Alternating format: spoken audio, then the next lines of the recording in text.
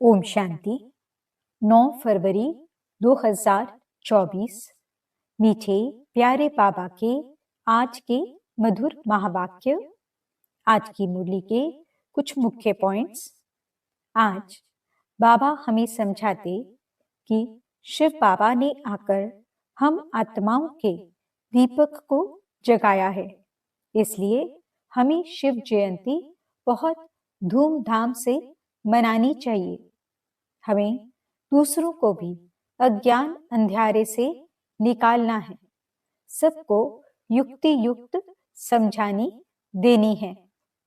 जितना हमारे स्वभाव में सरलता होगी, उतनी हमारी अंदर की सच्चाई सफाई प्रत्यक्ष होती जाएगी।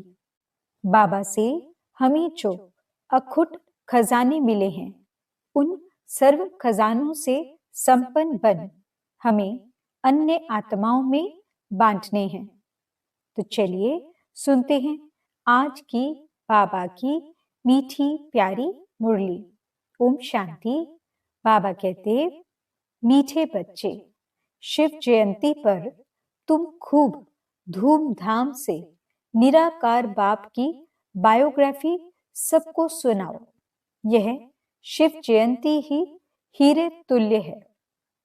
प्रश्न, तुम ब्राह्मणों की सच्ची दिवाली कब है और कैसे? उत्तर, वास्तव में शिव जयंती ही तुम्हारे लिए सच्ची सच्ची दिवाली है, क्योंकि शिव बाबा आकर तुम आत्मा रूपी दीपक को जगाते हैं। हर एक के घर का दीप जलता है, अर्थात आत्मा की ज्योति जगती है। वह स्थूल दीपक जलाते, लेकिन तुम्हारा सच्चा दीपक शिव बाप के आने से जगता है। इसलिए तुम खूब धूमधाम से शिव जयंती मनाओ। ओम शांति। मीठे मीठे रूहानी बच्चे शिव की जयंती मनाते हैं, और भारत में तो शिव जयंती मनाते ही हैं। जयंती एक की मनाई जाती है, उसको फिर सर्वव्यापी कह देते हैं। अब सर्वव्यापी की जयंती तो हो न सके। जयंती कब मनाई जाती है? जब गर्भ से बाहर आते हैं। शिव जयंती मनाते तो जरूर हैं, आर्य समाजी भी मनाते हैं। अभी तुम मनाएंगे, यानी 2024 में 88वीं जयंती। गोया 88 वर्ष हुआ जयंती को। जन्मदिन तो सबको याद रहता है, फलाने दिन यह गर्भ से बाहर आया। अब शिव बाबा की तुम 88वीं जयंती मनाएंगे। वह तो है निराकार, उनकी जयंती कैसे हो सकती है?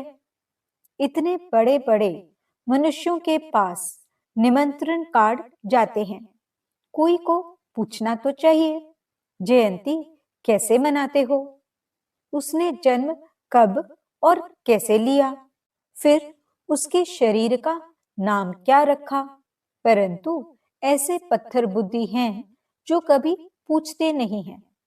तुम उनको बता सकते हो, वह है निराकार, उनका नाम है शिव।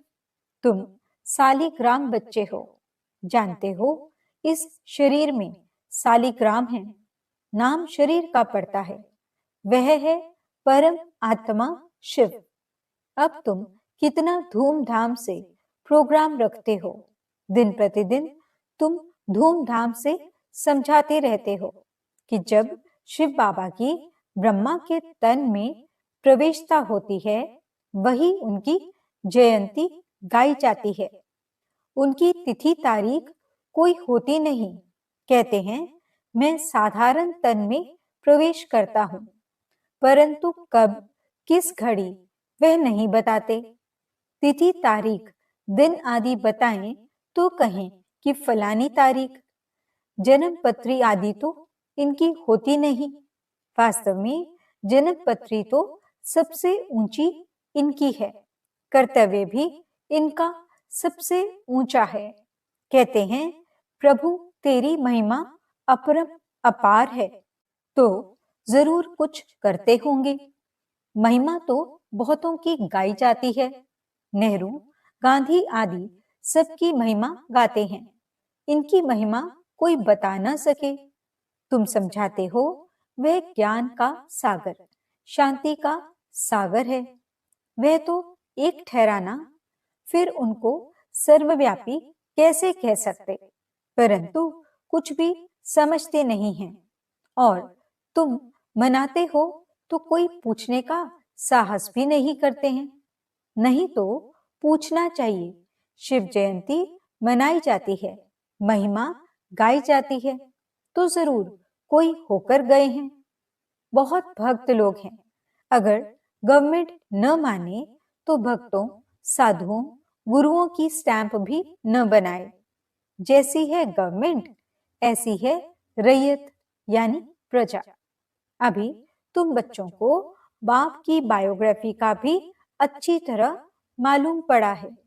तुमको जितना फक्र रहता है उतना और कोई को नहीं रह सकता। तुम ही कहते हो शिव जयंती हीरे तुल्य है, बाकी सब जयंतियां कौड़ी मिसल हैं। बाप ही आकर कौड़ी को हीरे तुल्य बनाते हैं। श्री कृष्ण भी बाप द्वारा इतना ऊंच बना, इसलिए उनका जन्म हीरे तुल्य गाया जाता है। पहले कौड़ी तुल्य होगा, फिर हीरे तुल्य बाबा ने बनाया। ये बातें मनुष्य नहीं जानते। उनको ऐसा वर्ल्ड का प्रिंस किसने बनाया, तो यह भी समझाना चाहिए। श्री कृष्ण जन्माष्टमी मनाते हैं। बच्चा तो माता के गर्भ से ही बाहर निकला, उनको टोकरी में ले गए। अब श्री कृष्ण तो वर्ल्ड प्रिंस था, फिर उनको डर काहे का? वहां कंस आदि कहां से आया? ये सब बातें शास्त्रों में लिखती हैं। अब तुमको अच्छी रीति समझाना चाहिए। समझाने की युक्तियां बहुत अच्छी चाहिए। सब एक जैसा नहीं पढ़ा सकते। युक्ति युक्त न समझाने से और ही डिससर्विस होती है। अब शिव जयंती मनाई जाती है तो जरूर शिव की ही महिमा करेंगे। गांधी जयंती पर गांधी की ही महिमा करेंगे और कुछ सूझेगा नहीं। अब शिव जयंती तुम मनाते हो तो जरूर उनकी महिमा, उनकी बायोग्राफी व जीवन चरित्र भी होगा। तुम उस दिन उनका ही जीवन चरित्र बैठ सुनाओ। जैसे बाप कहते हैं, मनुष्य कोई पूछते भी नहीं है कि शिव जयंती कैसे शुरू हुई। उसका कुछ भी वर्णन है नहीं। उनकी महिमा तो अपरम अपार गाई जाती है। शिव बाबा को भोलानाथ कह बहुत महिमा करते हैं। वह तो भोला भंडारी है। वह लोग शिव शंकर कह देते हैं।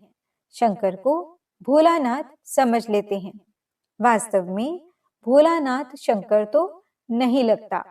उनके लिए तो कहते हैं, आंख खोली तो विनाश हुआ। धतूरा खाते उनको फिर भोलानाथ कैसे कह सकते हैं? महिमा तो एक की ही होती है। तुमको शिव के मंदिर में जाकर समझाना चाहिए। वहां बहुत लोग आते हैं तो शिव का जीवन चरित्र सुनाना है। कहते हैं, भोला भंडारी शिव बाबा। अब शिव और शंकर का भेद भी तुमने ही बताया है। शिव की पूजा होती है शिव के मंदिर में, तो वहां जाकर तुमको शिव की जीवन कहानी बतानी है। जीवन कहानी अक्षर सुनकर कोई का माथा ही चक्रित हो जाएगा कि शिव की जीवन कहानी कैसे सुनाएंगे। तो मनुष्य वंडरफुल बात समझ बहुत आएंगे। बोलो, निमंत्रण पर जो आएंगे उनको हम निराकार परम पिता परमात्मा की जीवन कहानी बताएंगे। गांधी आदि की भी बायोग्राफी सुनते हैं ना? अभी तुम महिमा करेंगे शिव की तो मनुष्यों की बुद्धि से सर्वव्यापी की बात उड़ जाएगी। एक की महिमा फिर दूसरे से मिल न सके। यह जो मंडप बनाते हैं व प्रदर्शनी करते हैं, वह कोई शिव का मंदिर तो है नहीं। तुम जानते हो, सच्चा सच्चा शिव का मंदिर वास्तव में यह है जहां रचता खुद बैठ रचता और रचना के आदि मध्य अंत का राज समझाते हैं।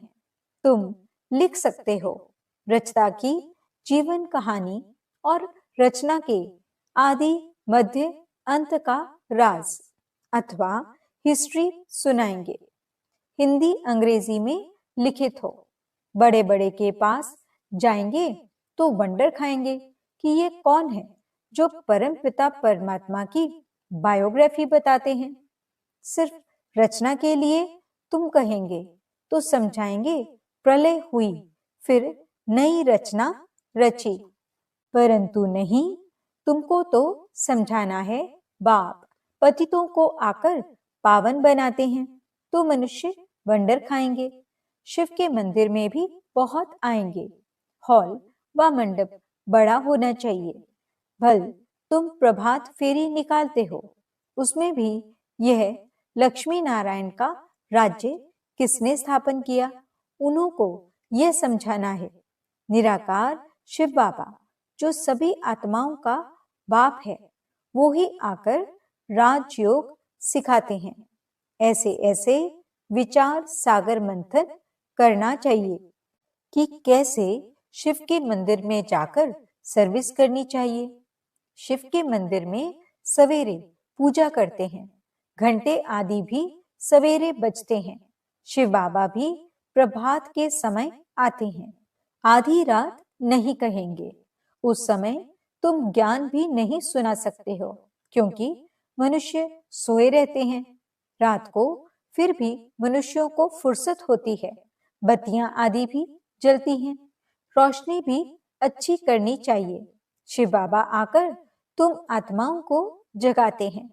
सच्ची दीपावली तो यह है, हर एक के घर का दीप जलता है, यानी आत्मा की ज्योति जगती है। वह तो घर में स्थूल दीपक जलाते हैं, परंतु दीपावली का वास्तव में अर्थ यह है। कोई कोई का दीपक तो बिल्कुल जगता नहीं। तुम जानते हो हमारा दीपक कैसे जगता है। कोई मरता है तो दीवा जलाते हैं कि अंधियारा न हो, परंतु पहले तो आत्मा का दीपक जगे, तब अंधियारा न हो, नहीं तो मनुष्य घोर अंधियारे में है। आत्मा तो सेकंड में एक शरीर छोड़ दूसरा लेती है। अंधियारे आदि की इसमें बात ही नहीं। ये भक्ति मार्ग की रस्म है। घृत खल्लास होने से दीवा बुझ जाता है। अंधियारे का भी अर्थ कुछ समझते नहीं हैं। पितृ आदि खिलाने का भी अर्थ नहीं समझते हैं।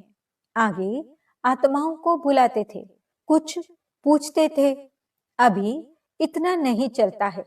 यहाँ भी आते हैं, कोई कोई समय कुछ बोल देते हैं। बोलो तुम सखी हो तो कहेंगे हाँ जी। सो तो जरूर यहाँ से जो जाएंगे अच्छे घर में ही जन्म लेंगे। जन्म जरूर अज्ञानी के घर में लेंगे। ज्ञानी के घर में तो जन्म ले नहीं सकते, क्योंकि ज्ञानी ब्राह्मण तो विकार में जा नहीं सकता, वह तो पवित्र है।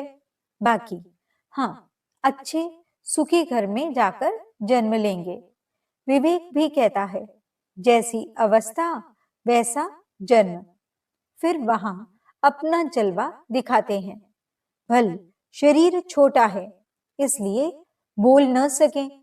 थोड़ा बड़ा होने से ज्ञान का जलवा दिखाएंगे जरूर।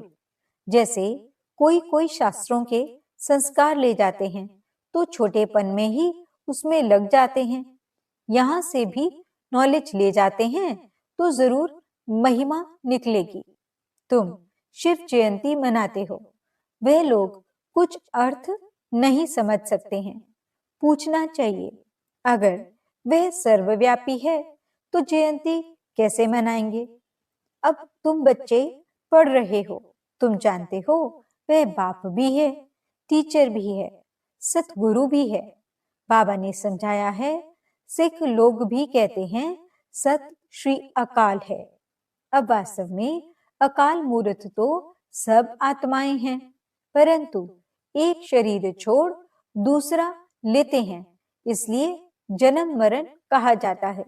आत्मा तो वही है। आत्मा 84 जन्म लेती है। कल्प जब पूरा होता है तो खुद ही आकर बताते हैं कि मैं कौन हूं, मैं कैसे इनमें प्रवेश करता हूं, जिससे तुम आपे ही समझ जाते हो। पहले नहीं समझते थे। हाँ, परमात्मा की प्रवेशता है, परंतु कैसे, कब हुई, कुछ भी समझते थोड़े ही थे।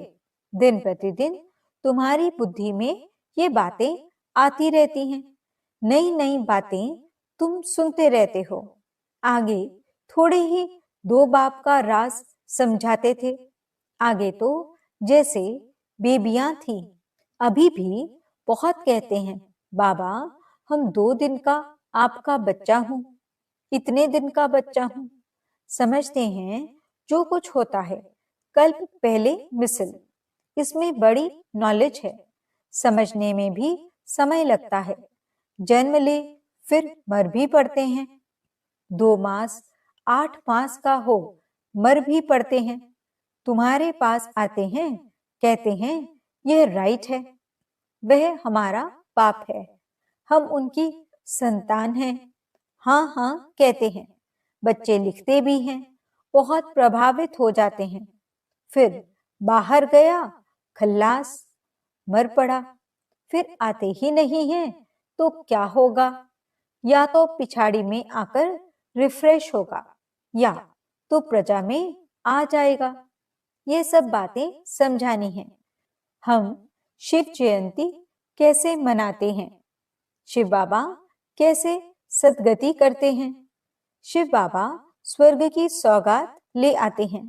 खुद कहते हैं, मैं तुमको राजयोग सिखाता हूं, विश्व का मालिक बनाता हूं। बाप तो है ही हेवन का रचयिता, तो जरूर हेवन का ही मालिक बनाएंगे। हम उनकी बायोग्राफी बताते हैं, कैसे स्वर्ग की स्थापना करते हैं, कैसे राजयोग सिखाते हैं। आकर सीखो। जैसे बाप समझाते हैं वैसे बच्चे नहीं समझा सकते हैं क्या? इसमें बहुत अच्छा समझाने वाला चाहिए।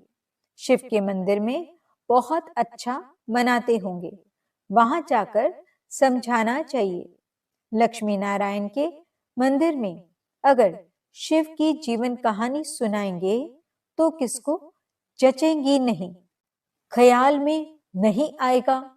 फिर उन्हों को अच्छी रीति बुद्धि में बिठाना पड़े। लक्ष्मी नारायण के मंदिर में बहुत आते हैं, उन्हों को लक्ष्मी नारायण राधे कृष्ण का राज समझा सकते हो। उनका अलग अलग मंदिर होना नहीं चाहिए। श्री कृष्ण जयंती पर तुम श्री कृष्ण के मंदिर में जाकर समझाएंगे, कृष्ण ही गोरा, कृष्ण ही सांवरा क्यों गाया जाता है। कहते हैं गावड़े का छोरा, गावड़े में तो गाय बकरियां चराते होंगे ना। बाबा फील करता है, हम भी गावड़े के थे, न टोपी न जुत्ती। अब स्मृति आती है हम क्या थे। फिर बाबा ने आकर प्रवेश किया है, तो ये बाप का लक्ष्य सबको मिले कि शिव बाबा को याद करो, वो ही सदगति दाता है। तुम रामचंद्र की भी जीवन कहानी बता सकते हो, कब से उनका राज्य शुरू हुआ, कितना वर्ष हुआ। ऐसे ऐसे ख्यालात आने चाहिए। शिव के मंदिर में शिव की बायोग्राफी सुनानी पड़े। लक्ष्मी नारायण के मंदिर में लक्ष्मी नारायण की महिमा करनी पड़े। राम के मंदिर में जाएंगे तो राम की जीवन कहानी सुनाएंगे। अब तुम पुरुषार्थ कर रहे हो देवी देवता धर्म स्थापन करने का। हिंदू धर्म तो कोई ने स्थापन नहीं किया है, बाकी हिंदू कोई धर्म नहीं है, यह सीधा कहने से बिगड़ेंगे। समझते हैं ये कोई ईसाई हैं। तुम बोलो हम आदि सनातन देवी देवता धर्म के हैं, जिसको आजकल हिंदू कह दिया है। अच्छा, मीठे मीठे सिकिलदे बच्चों प्रति माता पिता बाप दादा का याद प्यार और गुड मॉर्निंग। रूहानी बाप की रूहानी बच्चों को नमस्ते। हम रूहानी बच्चों की रूहानी बाप दादा को दिल व जान सिक व प्रेम से नमस्ते नमस्ते नमस्ते जी। गुड मॉर्निंग बाबा। शुक्रिया बाबा। धारणा के लिए मुख्य सार। पहला पॉइंट, शिव जयंती धूमधाम से मनाओ।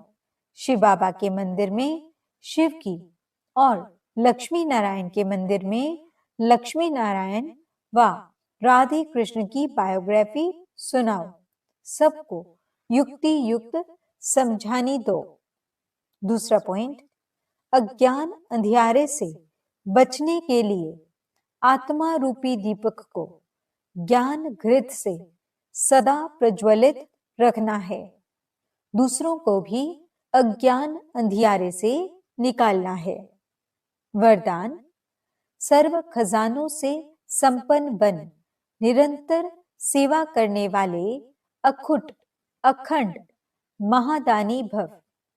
बाप दादा ने संगम युग पर सभी बच्चों को अटल अखंड का वरदान दिया है, जो इस वरदान को जीवन में धारण कर अखंड महादानी अर्थात निरंतर सहज सेवाधारी बनते हैं, वह नंबर 1 बन जाते हैं।